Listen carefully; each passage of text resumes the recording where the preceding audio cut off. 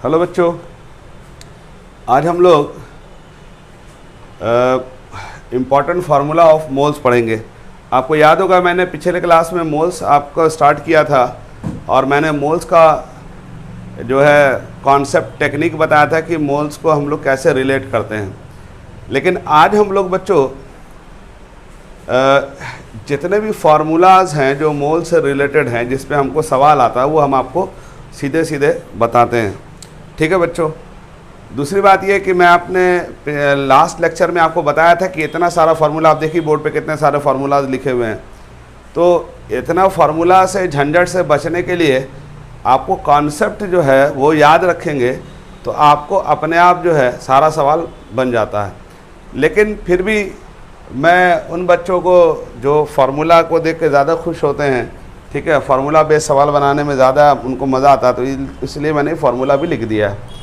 लेकिन हकीकत में मैं आपको बता दूं, इतने सारे फार्मूलाज को आप याद करने की जगह सिर्फ कॉन्सेप्ट को अगर समझ जाएंगे, जो मैंने लास्ट लेक्चर में बताया है, तो आपको अपने आप सारी चीज़ें समझ में आ जाएंगी। ठीक है बच्चों, आइए हम लोग देखते हैं कि इसमें मैंने टोटल जो है बच्चों 6 केस पढ़ाए हैं, मतलब 6 तरह से सवाल पूछा जाता है।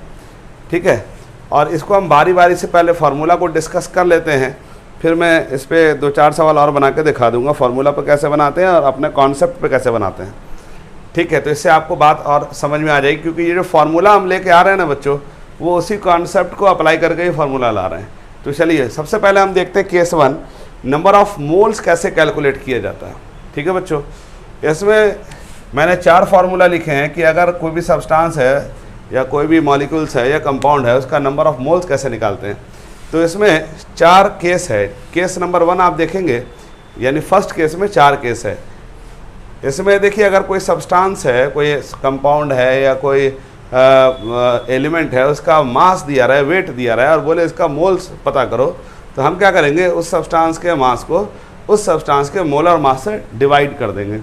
ठीक है बच्चों, तो हमको क्या निकल जाएगा, मोल्स निकल जाएगा। जैसे फॉर एग्जांपल, मैं एग्जांपल यहाँ लिख रहा हूँ लेकिन जगह कम है, लेकिन फिर भी समझ लो। जैसे आपसे कहेगा कि 2.7 ग्राम, ठीक है, एल्युमिनियम है, और इसमें बताओ एल्युमिनियम का कितना मोल है। ठीक है, तो हम क्या करेंगे, गिवन वेट को हम किससे डिवाइड कर देंगे, उसके मोलर मास से। मोलर मास कितना होता है एल्युमिनियम का, 27 होता है, 27 से डिवाइड कर दिया। ठीक है, ये तो आपने 9th में भी पढ़ा होगा। उसी तरह से बच्चों, अगर आपको वॉल्यूम दिया हो, ठीक है, वॉल्यूम दिया हो, तो उस वॉल्यूम को हम लोग किससे डिवाइड कर देंगे, 22.4 लीटर से, तो हमको तब भी मोल निकल जाएगा। ठीक है बच्चों, उसी तरह से अगर टोटल नंबर ऑफ पार्टिकल दिया रहा है और बोले कि भाई बताओ टोटल नंबर ऑफ मोल्स कितना होगा, उस पार्टिकल में टोटल नंबर ऑफ मोल्स कितने हैं, तो आपको क्या करना पड़ेगा, नंबर ऑफ पार्टिकल से जो टोटल दिया हुआ है उसको हमको किससे डिवाइड करना पड़ेगा, एवोगाद्रो नंबर से। एवोगाद्रो नंबर तो हम जानते हैं ना, 6.022 × 10⁻23। जैसा मान लो फॉर एग्जांपल, अगर कहेगा 10⁻20 पार्टिकल ऑफ कैल्शियम है, बताओ ये कितना मोल कैल्शियम है, तो हम क्या करेंगे, जो नंबर ऑफ पार्टिकल गिवन है उसको एवोगाद्रो नंबर से डिवाइड कर देंगे, तो टोटल नंबर ऑफ मोल्स निकल जाएगा। ठीक है, ये तो बात, ये जो 3 फार्मूला है, ये बहुत ही सिंपल फार्मूला है बच्चों, जो हमने 9th में भी पढ़ा हुआ है। लेकिन ये एक और फार्मूला है, ये फार्मूला आपने नहीं पढ़ा होगा, PV = nRT, इसको आइडियल गैस इक्वेशन कहते हैं। ठीक है, ये आपको यहाँ नहीं पढ़ना है, लेकिन क्योंकि हम मोल निकालना सिखा रहे हैं, तो हम वो सारी बातें हम यहीं पे बता दे रहे हैं कि मोल्स और कैसे भी निकाल सकते हैं। तो PV = nRT है, ये आइडियल गैस इक्वेशन है। ये आइडियल गैस क्या होता है, ये तो हम लोग बच्चों 4th चैप्टर में पढ़ेंगे। आपको पता है स्टेट ऑफ मैटर एक चैप्टर है आपके पास, उसमें जाके पढ़ लेंगे। फिलहाल ये फार्मूला याद रखिएगा, PV = nRT, और n का वैल्यू हम यहाँ से निकाल सकते हैं। ठीक है, अगर प्रेशर ऑफ गैस का प्रेशर दिया रहा है, वॉल्यूम दिया रहा है, टेम्परेचर दिया रहा है, आर गैस कांस्टेंट है बच्चों, आर क्या है बच्चों, गैस कांस्टेंट है। ये आर का वैल्यू आपके सवाल में साथ में दिया रहेगा। ठीक है, आमतौर पे ये 0.0821 भी हो सकता है, 0.0831 भी हो सकता है, 8.34 भी हो सकता है, वो अकॉर्डिंग टू यूनिट ये आर का वैल्यू बदलता रहता है। तो आप यहाँ से भी मोल निकाल सकते हैं। ठीक है बच्चों, तो ये 3 फार्मूला जो है वो तो आप पुराना फार्मूला है, ये जो नया फार्मूला है ये आप याद रखेंगे फिलहाल। अब आइए दूसरा केस देखते हैं हम लोग, नंबर ऑफ पार्टिकल। यानी नंबर ऑफ पार्टिकल का मतलब, यहाँ पार्टिकल हम बोल रहे हैं, इसका मतलब मॉलिक्यूल भी हो सकता है, एटम भी हो सकता है, और आयंस भी हो सकता है। ठीक है, तो इसमें किसी भी सब्सटेंस का नंबर ऑफ मॉलिक्यूल्स अगर काउंट करना हो, अगर वो कंपाउंड है या मॉलिक्यूल्स है, और अगर किसी सब्सटेंस जैसे वो एलिमेंट है तो उसका एटम अगर काउंट करना हो, तो हम कैसे काउंट करेंगे?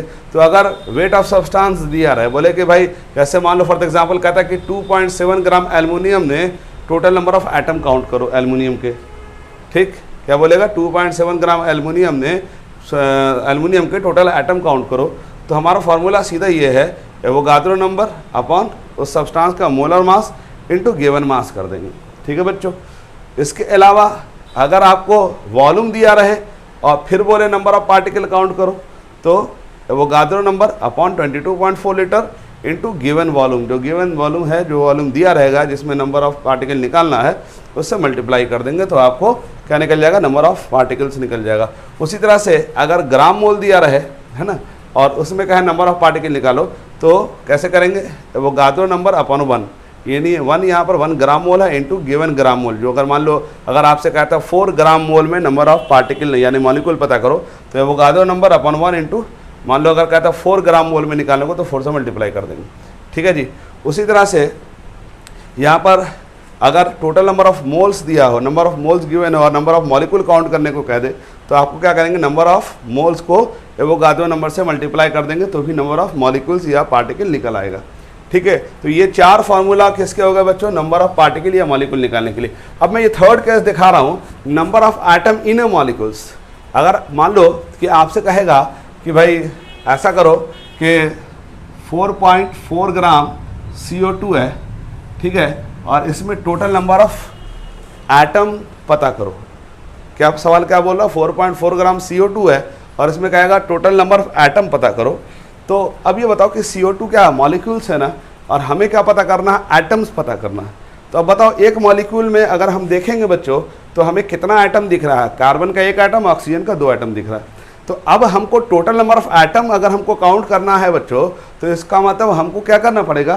पहले 4.4 ग्राम CO2 में टोटल नंबर ऑफ मॉलिक्यूल्स पता करना पड़ेगा। ठीक। और जब टोटल नंबर ऑफ मॉलिक्यूल्स पता चल जाएगा तो एक मॉलिक्यूल्स में टोटल 3 एटम तो हमको दिख रहे हैं, तो उसको हम 3 से मल्टीप्लाई कर देंगे। ठीक। इसका मतलब अगर वेट दिया रहता है और टोटल नंबर ऑफ एटम निकालना है तो कैसे निकालेंगे? तो नंबर ऑफ मॉलिक्यूल्स को नंबर ऑफ एटम से मल्टीप्लाई कर देंगे। ठीक है, number of atom in 1 molecule से मल्टीप्लाई कर देंगे। अब बोलेंगे सर नंबर ऑफ मॉलिक्यूल्स कैसे निकलेगा? तो नंबर ऑफ मॉलिक्यूल्स इन चारों में से कोई सा भी फार्मूला से निकाल सकते हैं। वो अगर वेट के टर्म में दिया रहेगा तो इस फार्मूला से मॉलिक्यूल्स निकालेंगे, वॉल्यूम के टर्म में दिया रहेगा तो इस फार्मूला से नंबर ऑफ मॉलिक्यूल निकालेंगे, अगर ग्राम मोल दिया रहेगा तो इस फार्मूला से नंबर ऑफ मॉलिक्यूल निकालेंगे, और अगर मोल्स दिया रहेगा तो इस फार्मूला से नंबर ऑफ मॉलिक्यूल्स निकाल देंगे और total number of atom in 1 molecule से मल्टीप्लाई कर देंगे। ठीक है बच्चों। अब आइए फोर्थ केस क्या है? नंबर ऑफ इलेक्ट्रॉन और प्रोटॉन और neutron in a molecule. Number of proton या इलेक्ट्रॉन या न्यूट्रॉन हम कैसे निकालेंगे? तो जैसे मान लो फॉर एग्जांपल अगर आपसे कहे कि 4.4 ग्राम CO2 है, इसमें टोटल नंबर ऑफ इलेक्ट्रॉन पता करो, टोटल नंबर ऑफ इलेक्ट्रॉन पता करो।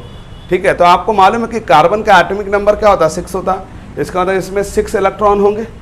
और ऑक्सीजन का एटॉमिक नंबर कितना होता है? बोलो 8 होता है। तो अब बताओ टोटल ऑक्सीजन कितना दिख रहा है? यहाँ पर 2 ऑक्सीजन। तो एक ऑक्सीजन में 8 इलेक्ट्रॉन, तो दूसरे ऑक्सीजन में भी 8 इलेक्ट्रॉन। तो 8 कितना हुआ? 16 इलेक्ट्रॉन। और 6 इलेक्ट्रॉन किसका? कार्बन का। तो 16 6 कितना हुआ? 22। यानी एक मॉलिक्यूल में 22 इलेक्ट्रॉन है। तो जब हमको मालूम है एक मॉलिक्यूल में 22 इलेक्ट्रॉन है, तो हमसे क्या पूछ रहा? 4.4 ग्राम मॉलिक्यूल्स ऑफ CO2 में कितना इलेक्ट्रॉन होगा?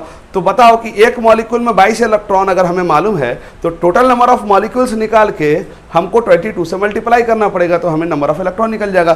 तो देखो फिर हमने वही काम किया, टोटल नंबर ऑफ मॉलिक्यूल्स है ना, इन चारों में से किसी भी फार्मूला से ला सकते हैं। अगर वेट के टर्म में दिया रहेगा तो यहाँ से लाएंगे, वॉल्यूम के टर्म में दिया रहेगा तो यहाँ से लाएंगे, ग्राम मोल के टर्म में दिया रहेगा तो यहाँ से लाएंगे, नंबर ऑफ मोल्स के टर्म में दिया रहेगा तो यहाँ से लाएंगे, और नंबर ऑफ इलेक्ट्रॉन अगर मान लो किसी मॉलिक्यूल में जैसे इसमें 22 इलेक्ट्रॉन था तो टोटल नंबर ऑफ मॉलिक्यूल्स और 22 से मल्टीप्लाई कर देंगे। ठीक। अगर प्रोटॉन कहता है तो total number of molecules into number of proton कर देते हैं, और टोटल नंबर ऑफ न्यूट्रॉन कहता है तो total number of molecules upon into total number of neutron in 1 molecule से मल्टीप्लाई कर देंगे। ठीक है बच्चों, ये तो समझ में आ गया होगा। अब आइए 5th केस है। आपसे 5वां केस यानी 5वां तरह का सवाल ऐसे पूछ सकता है कि 1 मॉलिक्यूल्स या 1 एटम का मास बताओ। ठीक है। जैसे आपसे कहेगा कि वाटर के एक मॉलिक्यूल का मास बताओ। ठीक। तो आपको जब भी किसी भी सब्सटेंस का एक मॉलिक्यूल का मास निकालने को कह दे तो उस सब्सटेंस के मोलर मास को उस सब्सटेंस के मतलब उससे एवोगाद्रो नंबर से डिवाइड कर देना, तो क्या निकल जाएगा बच्चों? Total number sorry mass of one molecules निकल जाएगा। अगर वो कंपाउंड है तो मॉलिक्यूल्स ले लेंगे, अगर वो एलिमेंट है तो एटम ले लेंगे। यानी कि मोलर मास अगर एटॉमिक वेट, अगर एटम होगा तो एटॉमिक वेट लगा देंगे और एवोगाड्रो नंबर से डिवाइड कर देंगे, तो क्या निकल जाएगा बच्चों, मास ऑफ वन मॉलिक्यूल्स और मास ऑफ वन एटम। अब सिक्स्थ केस देखो, आपसे बोलेगा वॉल्यूम ऑफ वन मॉलिक्यूल और एटम बताओ, एक मॉलिक्यूल का वॉल्यूम बताओ, तो हम कैसे निकालेंगे बच्चों, तो 22.4 लीटर को आपको किससे डिवाइड करना पड़ेगा, एवोगाड्रो नंबर से। जैसे यहाँ पर आपको मास ऑफ वन मॉलिक्यूल निकालना था तो molar mass upon Avogadro number किया था, उसी तरह वॉल्यूम ऑफ वन मॉलिक्यूल निकालना है बच्चों, तो 22.4 लीटर अपॉन एवोगाड्रो नंबर कर देंगे, इंटू 1 कर देंगे, तो वॉल्यूम ऑफ वन मॉलिक्यूल्स निकल जाएगा। अब ये फार्मूलाज जो हमने लिखे हैं बच्चों, इस फार्मूला को आप लोग को एक शीट पे सेपरेट क्या करना बच्चों, सुंदरता के साथ नोट करना है। सुंदर होना चाहिए, मतलब ऐसा होना चाहिए कि आपको दिख जाए कि साहब फार्मूला में क्या क्या निकाला गया।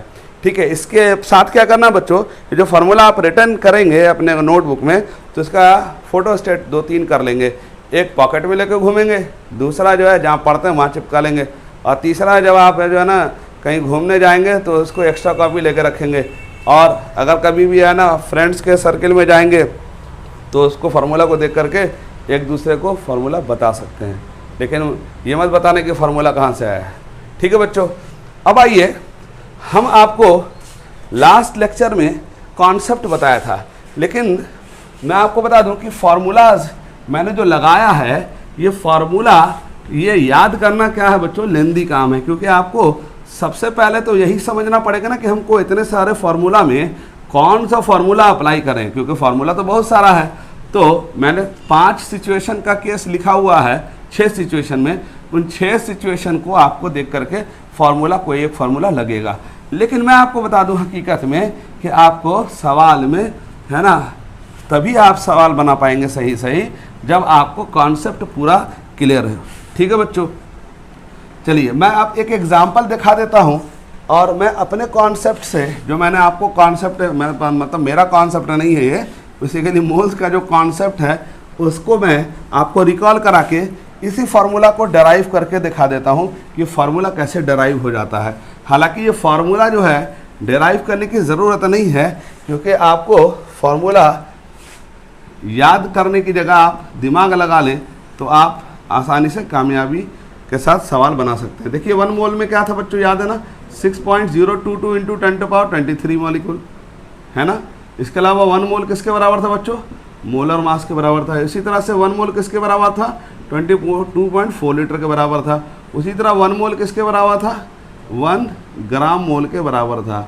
ठीक है बच्चों, और मैंने इन सारे को आपस में क्या कर दिया था, इंटर रिलेट कर दिया था, यानी एक दूसरे को क्या कर दिया था, रिश्तेदारी में बदल दिया था इसको, क्योंकि सब ये एक दूसरे के रिश्तेदार हैं। ध्यान रखिएगा, ये सब एक दूसरे के चाचा भतीजा हैं, नाना नानी फूफा फूफी हैं, लेकिन आपको उन सारे रिश्तेदारी को एक साथ डिफाइन नहीं करना है, ज़रूरत के हिसाब से डिफाइन करना है। जैसे रिलेशन में जैसे सवाल पूछेगा वैसे ही डिफाइन करना है, जो मैंने लास्ट लेक्चर में आपको बता दिया था। ठीक है, अब मैं आपको ये फार्मूला जो है कैसे निकल के आता है।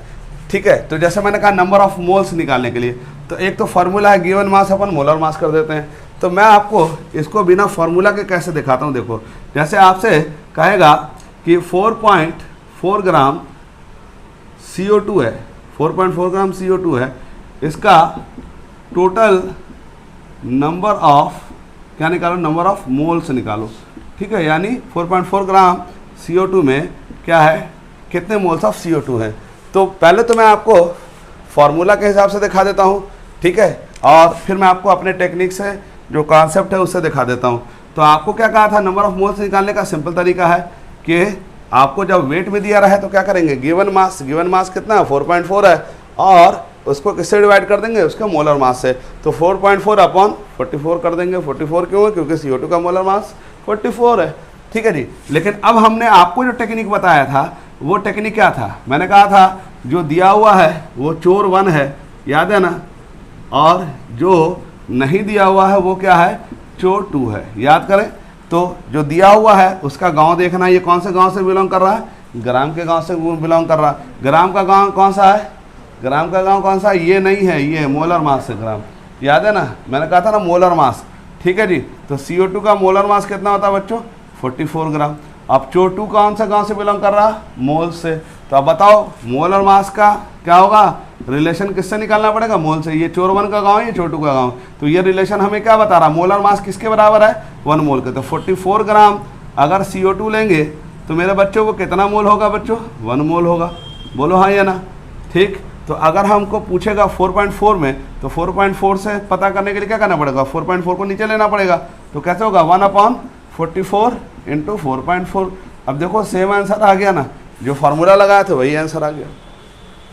ठीक है। उसी तरह से अगर कहेगा 2.24 लीटर ऑफ CO2 में टोटल नंबर ऑफ मोल्स पता करो, टोटल नंबर ऑफ मोल्स पता करो, तो मेरे बच्चों पहले हम फार्मूला लगा सकते हैं।